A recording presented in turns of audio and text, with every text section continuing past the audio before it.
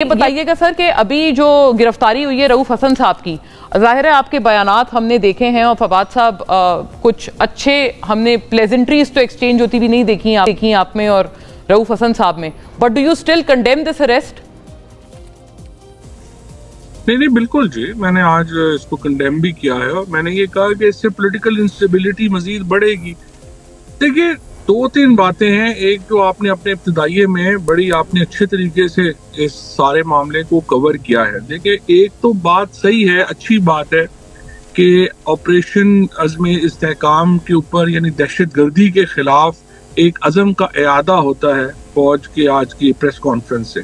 लेकिन जहाँ पे एनालिसिस में कमी है वो ये है कि आप ये तो कह रहे हैं कि इसको जो है वो सियासी बना दिया गया है, लेकिन आप ये नहीं देख रहे कि ये क्यों, हाउ इट वेंट रॉन्ग। आप देखिए कि आप जरा जो इवेंट्स देखें कि किस तरीके से शहबाज शरीफ साहब ने एक बिल्कुल गैर संजीदगी से और इंतहाई कैजुअल अंदाज से उन्होंने इसको अनाउंस किया। उसके बाद अता तारड़ साहब ने और ख्वाजा आसिफ ने इसको किस तरह से पॉलिटिसाइज किया। और मुझे बताएं किस अक्लमंद ने मशवरा दिया था कि पंजाब असेंबली जाके रेजोल्यूशन पास कर दे कि केपी में जो है वो ऑपरेशन होना चाहिए।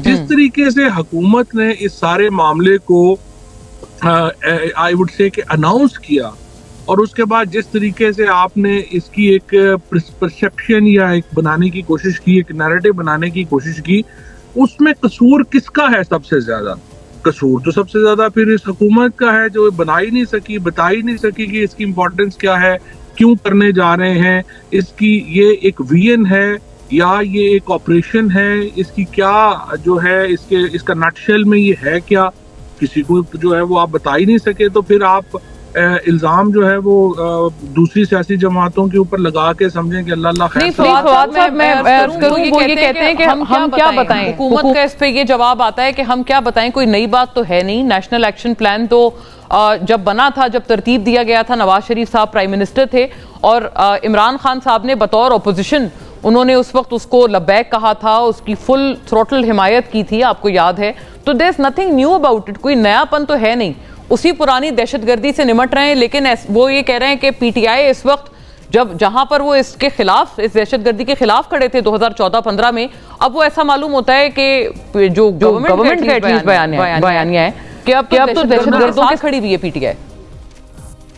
देखो ना, थोड़ी जरा समझो ना, बात सुने। ये तो आपने हुकूमत का ऐसे पढ़ के बता दिया ना। अब आप मुझे बताएं कि ख्वाजा आसिफ ने असेंबली में खड़े होकर जो बयान दिया, उसके बाद जो टीवी इंटरव्यू में बयान दिया, अब आप दोनों वो भी तो साथ चलाओ ना। उसके बाद अता तारड़ ने जो बात की और उसके बाद जो खुद हुकूमत का बयान आया वो भी साथ चलाएं। आप जो बात कह रही हैं वो बिल्कुल कंट्राडिक्टरी है उससे जो कि ख्वाजा आसिफ ने की है। आपने जो गुफ्तगू अभी नून लीग की या हुकूमत का जो नैरेटिव या बयानिया दिया है वो बिल्कुल कंट्राडिक्टरी है उससे जो कि अता तारड़ ने बयान किया है। तो या तो मैं, आपने पता नहीं हुकूमत का बयान कहाँ से लिया है, या तो मैं इस पे बिलीव करूं या मैं ख्वाजा आसिफ की बात पे बिलीव करूं। और दूसरी बात यह है कि पीटीआई तो अकेली पार्टी नहीं है ना खैबर पख्तूनख्वा में जिसने इसके ऊपर रिजर्वेशंस दी हैं। आप जेयूआई को किधर लेके जाएंगी, आप पीटीएम को किधर लेके जाएंगी, आप एएनपी को किधर लेके जाएंगी? आप एएनपी और पीटीएम जैसी पार्टियां तो पीटीआई के खिलाफ हैं, जेयूआई तो पीटीआई के खिलाफ है ना सारे मामले में। तो अगर खैबर पख्तूनख्वा की सारी जमातें एक बात कह रही हैं और लेकिन फवाद साहब इसमें दो बातें आपसे अर्ज करना चाहती हूँ। एक तो ये कि आप जो कह रहे हैं कि खिलाफ हैं, तो वो तो खिलाफ तो आपके दौरे हुकूमत में भी थे ना। आप तो उस वक्त तो आपके तरफ से कोई कमी बेशी नहीं छोड़ी जाती थी माशाल्लाह से पीटीएम के खिलाफ क्रैकडाउन करने पे या जेयूआई के खिलाफ क्रैकडाउन करने पे। आप उनको शदीद तरीन तनकीद का निशाना बनाते थे जब इसी तरह से आपके दौरे हुकूमत में वो दहशतगर्दी के खिलाफ ऑपरेशंस की मुखालफत करते थे। अब आप उनके साथ खड़े हो गए, तो isn't there a very stark difference in at least PTI's own perception too? देखिए, पहली बात तो यह है कि पीटीआई के दौर में तो कोई ऑपरेशन हुआ ही नहीं।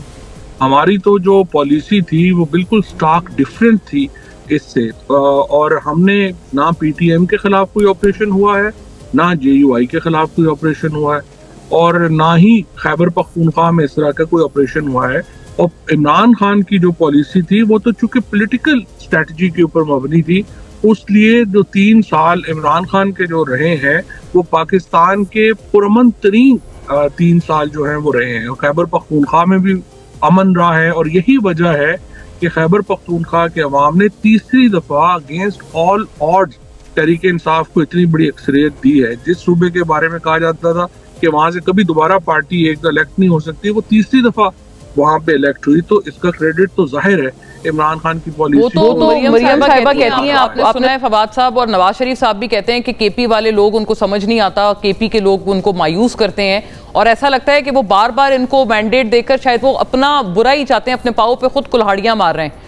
तो उन्होंने कोई अकलमंदी का काम नहीं किया है according to the PMLN's narrative, बार बार वोट देके PTI को। वो तो जाहिर है नून लीग तो खत्म ही हो गई है, पूरे पाकिस्तान में खत्म हो गई है, केपी में तो बिल्कुल पहले ही खत्म हो चुकी थी।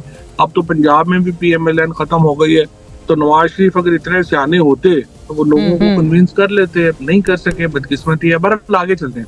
आप देखिए, पहली बात तो ये है कि अगर आपने इस वक्त ऑपरेशन करना है और खुसूसन खैबर पख्तूनख्वा में करना है, इमरान खान की हमायत के बगैर नहीं हो सकता और आपको PTI की और इमरान खान को अपने साथ जोड़ना पड़ेगा अगर आप संजीदा हैं कि दहशत गर्दी के खिलाफ एक बड़ी हिकमत अमली के तहत आपने ऑपरेशन जो है वो करना है। सियासी में तलखियाँ, लस्सी बढ़ाना और लड़ाई बढ़ाना तो हम पंजाबी में कहते हैं कि कोई मुश्किल काम नहीं, आप जितनी लड़ाई बढ़ा लें आपकी मर्जी है, लेकिन तलखियों को कम करने की जरूरत है। और पाकिस्तान में आज की जो प्रेस कॉन्फ्रेंस है उससे भी ये एहसास हुआ है, जो मुझे ये लगा है कि बड़ी एक वरी है जो खैबर पख्तूनख्वा में दहशत गर्दी के सिचुएशन को लेके एक जेन्युइन वरी है और उस वरी को अमली तो उससे निपटने के लिए अब जरूरी है कि पाकिस्तान की सियासत में एक ठहराव लाया जाए। आप क्या समझते हैं कि ये जो डिजिटल दहशतगर्द कह के पुकारा गया है, ये फिर किसको कह के पुकारा गया है? क्योंकि आप कह रहे थे कि जो PMLN का बयानिया है वो हुकूमत, जो मैं आपसे अर्ज कर रही थी कि वो कहते गए हैं कि आप दहशतगर्दों के साथ, या PTI जो है वो दहशतगर्दों के साथ मिल गई है। अब आप कहते हैं कि अता तारड़ साहब की स्टेटमेंट उसके बरक्स है या ख्वाजा आसिफ साहब कुछ और कह रहे हैं, लेकिन ये जो DG ISPR की प्रेसर है, फिर इसकी क्या इंटरप्रिटेशन है? क्या डिजिटल दहशतगर्द कहकर उन्होंने PTI को मुखातिब नहीं किया? और क्या एक डिजिटल स्पेस में कुछ ऐसे लोगों के नाम नहीं लिए जो कि आप समझते हैं कि बाहर से बैठकर रियासत मुखालिफ एजेंडा चला रहे हैं और प्रोपेगेंडा कर रहे हैं स्टेट के खिलाफ? तो आपको लगता है उनका कोई खान साहब से ताल्लुक नहीं है, वो खुद लगे हुए? नहीं, बिल्कुल खान साहब से ताल्लुक नहीं है। खान साहब ने तो पहले ही कहा है कि फौज जो है वो पाकिस्तान के लिए मेरे से भी ज्यादा इम्पोर्टेंट है। देखिए, 2-3 तरह के लोग हैं। मिसाल के तौर के ऊपर जो सेपरेटिस्ट मूवमेंट्स के साथ मुंसलिक लोग हैं, PTM के बहुत सारे लोग हैं, और इसी तरह से ये जो BLA टाइप है इनके बहुत सारे लोग हैं, और फिर एक बहुत बड़ा हमारे ऊपर जो एक इंडिया ने जो कि हमला किया हुआ है डिजिटल साइट के ऊपर, वो भी बहुत सारे लोग हैं। तो DG साहब की बात जो है वो बिल्कुल इस हद तक तो सही है कि ना इन लोगों के नाम पता है हमें, ना उनकी नेशनैलिटी पता है, ना हमें पता है वो कहाँ बैठे हुए हैं, और उनकी तरफ से एक मुसलसल अटैक का सामना तो है। और ये लोग जो हैं ये एक तो पाकिस्तान, तहरीक इंसाफ तो पाकिस्तान की 2/3 से ज्यादा अक्सरियत की नुमाइंदा जमात है ना।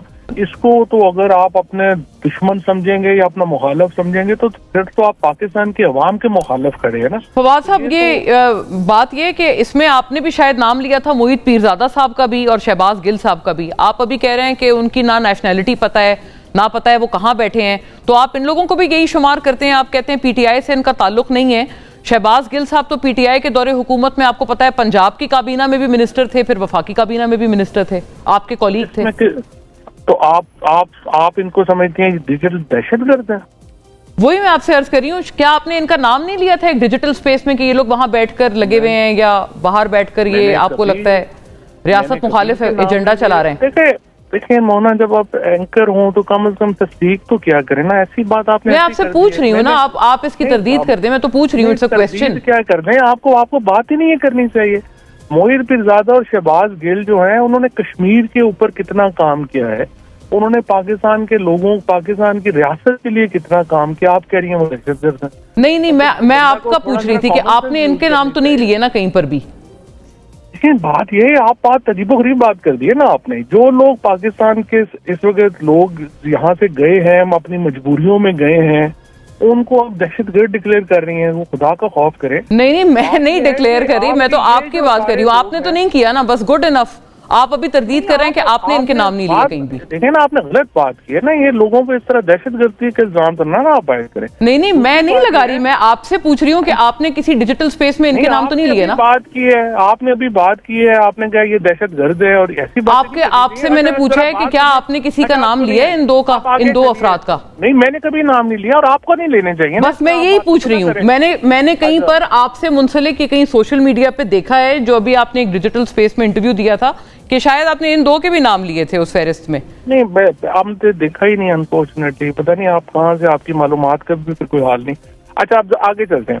इशू ये है कि देखें, ये जो पीटीआई की इस वक्त जो पाकिस्तान के अवाम में जो पजीराई है, पाकिस्तान के अवाम में जो इस वक्त पीटीआई की जो मोहब्बत है, इसके बगैर पाकिस्तान के अंदर सवाल ही पैदा नहीं होता कि आप कोई पॉलिटिकल स्टेबिलिटी कायम कर सकें।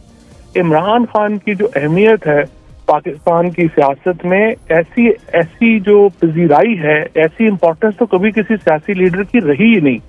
इसलिए बहुत ही अहम है ये नैरेटिव बनाते वक्त, सोचते वक्त, कि पीटीआई का और इमरान खान का इस तरह के किसी भी कौमी सलामती के मामले में आपके साथ जुड़ा होना बहुत जरूरी है। Very fair. बट फवाद साहब, अभी इसमें ये भी सवाल फिर आपकी तरफ जो उठाया जा रहा है, जो शिबली फराज साहब भी आप पे तनकीद करते रहे हैं, रऊफ हसन साहब भी, कि आप तो कैंप खुद चेंज कर चुके थे, अब आप कह रहे हैं कि उनसे ज्यादा जरूरी कोई है नहीं, तो ये आपका चेंज ऑफ हार्ट कैसे हुआ? आपको दूसरी तरफ वो कहते हैं, क्योंकि आप पे पीटीआई के अपने जो प्रेजेंट लीडरशिप है वो इल्जाम लगा रहे हैं कि आपको शायद दूसरी तरफ कोई स्पेस नहीं मिली। देखिए, बात यह है कि वो पीटीआई की लीडरशिप क्या कह रही है वो मैं उनके साथ कर लूंगा, वो मेरे साथ कर लेंगे, वो प्रॉब्लम नहीं है। इस वक्त हम एक बड़ी पिक्चर पे बात कर रहे हैं। इशू ये है कि ये जो भी स्ट्रेटजी जो है वो आपने बनानी है पाकिस्तान के लिए, उसमें जो इंक्लूजन है सियासतदानों की वो बहुत अहम है, और सियासतदानों में जो पाकिस्तान के अवाम की नब्ज पे जिसका हाथ है उसका नाम इमरान खान है। सही हो गया। कोई पॉलिटिकल स्ट्रेटजी नहीं बन सकती जब तक इमरान खान उस स्ट्रेटजी में साथ नहीं है। हाँ, ये जो वो तो ठीक है, आप लेकिन आपसे जो मुंसलिक सवाल है फवाद साहब, उसका तो जवाब फरमा दें। सिर्फ एक मिनट मुझे मुकम्मल कर लेंगे। जो अब डीजी साहब ने बात की है ये डिजिटल दहशतगर्दी की, या ये लोग की जो प्रोपेगेंडा पाकिस्तान के ऊपर या फौज के खिलाफ जो है वो चला रहे हैं, ये बात में उनकी देखें, इसको आप सुपीरियर नैरेटिव्स बनाने पड़ते हैं आपको। ये अगर आप जाहिर है, अगर हजारों लोग जो है मुख्तलिफ अकाउंट से लगे हुए हैं, प्रोपेगेंडा कर रहे हैं, जरूरत इस बात की है कि हम ज्यादा ओपन अप हों। इसका हल ये नहीं होगा कि हम अपनी डिजिटल स्पेस बंद कर दें। ठीक है। हाँ, ये तो बात खैर बहरहाल बिल्कुल सही है और इससे नुकसान भी लाहक है। सुपीरियर बनाने पड़ेंगे आपको, अपने आइडियाज सुपीरियर। फवाद साहब, आपने अपने बारे में जो मेरा आपसे सवाल था उसका अगर आप आखिर में, मुझे I am running out of time, आपसे इसका जवाब अगर जरूर मिल जाए। हर कोई जानना चाहता है कि आपने भी तो कैंप छोड़ा था और इस इल्जाम को आप कैसे डिफेंड करते हैं? मैंने, देखिए, मैं इस पे तो खैर बड़ी बात हो चुकी है। हमने अगर तहरीक इंसाफ को छोड़ा होता तो फिर आप आज मुझे एक फेडरल मिनिस्टर को इंटरव्यू कर रही होती, हम फॉर्म 47 के ऊपर MNA बन के जो है फेडरल मिनिस्टर होते। कोई इसमें कोई मेरे तो अपने हल्के में फॉर्म 47 की भी जरूरत नहीं थी। तो आपने ट्वीट किया था ना, लेकिन कैदो बंद की जो सोबतें हमने गुजारी हैं, वो कभी भी पीटीआई को छोड़ने की बात कभी भी नहीं की है। पीटीआई में थे, हैं, और अभी भी ये मुश्किलें, हम 47 केसेस है इस वक्त, कभी एक कोर्ट से दूसरी कोर्ट से तीसरी कोर्ट में जा रहे हैं। हाँ। तो इसलिए जा रहे हैं कि हमने ठीक है, पॉलिटिक्स है वो इमरान खान के साथ रखे। एक ट्वीट का हवाला था वही फवाद साहब, जिसकी वजह से जाहिर है हर किसी ने आपसे ये पूछा कि आपने छोड़ दी थी, और फिर वो जो मुलाकात आप करने गए थे शाह साहब से, बहरहाल, लेकिन आपने कहा कि आप मुश्किलें सह रहे हैं क्योंकि आप पीटीआई में इन योर ओन ओपिनियन आप हैं। दिस वॉज फवाद चौधरी साहब। नाजरीन, ब्रेक के बाद जब हाजिर होते हैं तो दोनों इतराफ को सुनते हैं, PMLN यानी हुकूमत की तरफ से भी मौक़िफ़ हासिल करते हैं, as well as the opposition. Stay with us.